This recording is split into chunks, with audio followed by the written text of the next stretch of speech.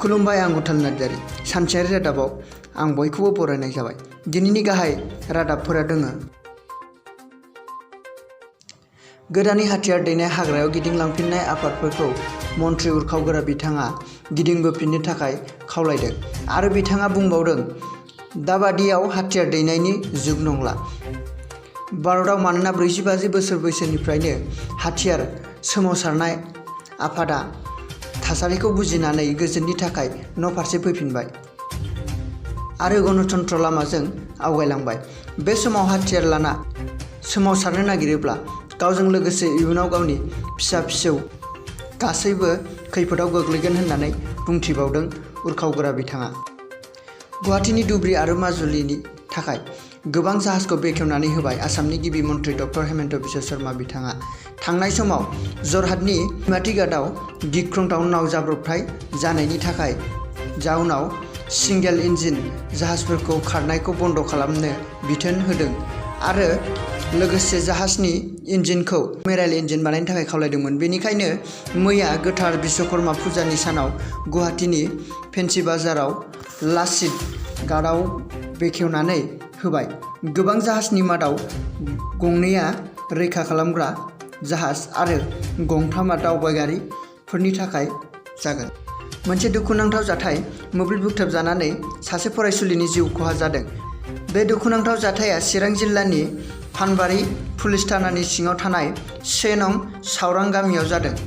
जाथायजों जिउ गोमानायनि मुङा जादों कबिता दैमारि। थाखो 10 आव फरायनाय फरायसुलिमोन। बिफानि मुङा खनेन्द्र दैमारिमोन। नखरनि बिदा जानाया बुंनाय बायदिब्ला लाइन फैनानै मबाइल चार्ज होनो होननानै थांदोंमोन आरो फिन खेब लाइन थांफिननायनि जाहोनाव बियो न' खाथिनि सासे गावनि लोगोनाव SMS खालामदोंमोन आरो बेयावनो लाइना फैना होनानै बिथांनि जिउआ खहा जायो होननानै मिथिनो मोननाय जादों। HS फाइनाल इयारनि स्पेसियेल आनजादनि थाखाय नटिस फोसावनाय जादों।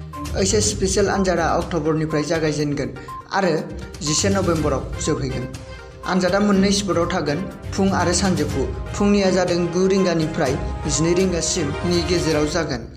बेलासिना 1 रिंगा 30 मिनिटनिफ्राय जागायनानै 4 रिंगा 30 मिनिटआव जोबहैगोन। मख'नो गोनांदि कभिड-19 नि थाखाय HS जोबथा आनजादखौ खुंनायखौ केन्सेल खालामनाय जादोंमोन आरो इभालुएसन फर्मुलानि गेजेरजों मार्कसखौ होनाय जादोंमोन। जाय फरायसुला-फरायसुलिया इभालुएसननि गेजेरजों मार्कस होनायखौ गोजोननाय गैया, बिथांमोनखौ फिन खेब आरोबाव एग्जाम होनो थाखाय खावलायदों। दाहार थानायनि थाखाय थिखादारफोरनि दुंहाव थासारि। गोजाम बिलखौ होनाय जानाय नङा होननायनि थाखाय गोदान बिलखौ होगोन होननानै BTC-नि प्रिन्सिपाल सेक्रेटारिया बुंथिनायनि उनावनो गोजाम थिखादारफोरा BTC-नि सेक्रेटारियेट लांगोना मोखाङाव खुद्रिखांदोंमोन। बेनि सायाव गबिन्द बिथाङा बुंबावदों दि दाहारा दानि सोरखारा नङा, थांनाय सरकार हाग्रामा महिलारिनियासो दं होननानै बिथाङा रोखायै फोरमायनानै होदों। आरो गबिन्द बिथाङा रोखायै फोरमायबावदों दि दा सोलिबाय थानाय खामानिनि बिलखौ गासैबो थिखादारानो मोनगासिनो दं होननानै रोखायै बुंबावो। दिनैनि गोदान आपडेटआ एसेनोसै। गोजोन्थों, आं गुथाल नार्जारी।